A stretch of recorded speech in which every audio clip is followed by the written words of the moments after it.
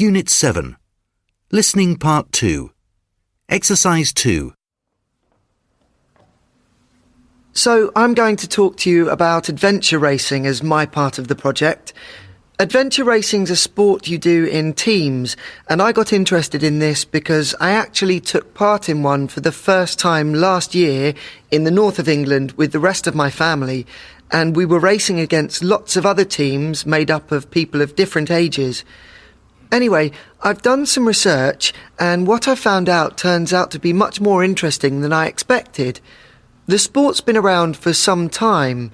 There were races as far back as 100 years ago, and some newish ones which were started in the 1970s and 80s. But really, people have been doing adventure racing in large numbers since the early 1990s, and it's one of the toughest sports you can imagine.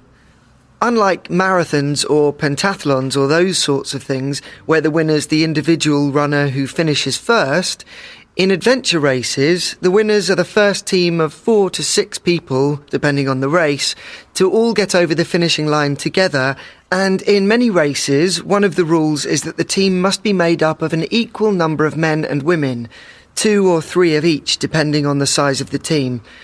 Anyway, it's not like just going jogging or running or something like that. These races combine a mixture of different activities or sports: running, swimming, kayaking, climbing and cycling, to name just some of them.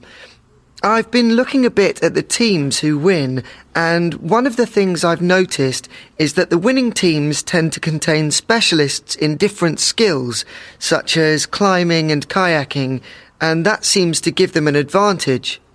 The races are organised in all sorts of different places. Occasionally they're organised in cities. There's a very famous one which takes place in Chicago, in North America, but the majority are held in mountains or deserts. This apparently heightens the sense of adventure and actually makes the race more hazardous, because the course runs over an area which has little in the way of roads, certainly no telephones or hotels, and probably very few inhabitants, so competitors are really isolated and on their own. Of course, they do carry a radio, so they can call for help if they run into real trouble. Well, perhaps it won't surprise you, but I want to do more of these races, and one of the goals I've set myself is to go to New Zealand and do one of the most spectacular races in the world, the South Island race, where you run, cycle and kayak for 160 miles through mountains and down rivers. If that race sounds hard to you, and I guess it is, remember it only takes about 24 hours to do the whole course. I say only because some of them go on for as long as 10 days. Now that's really extreme.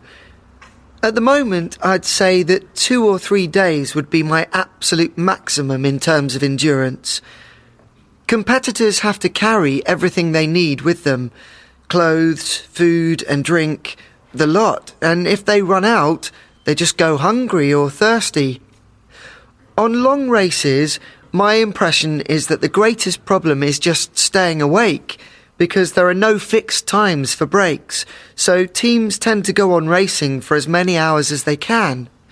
In fact, I've heard of people falling asleep while they're riding a bike, and that, as you can imagine, can be really dangerous.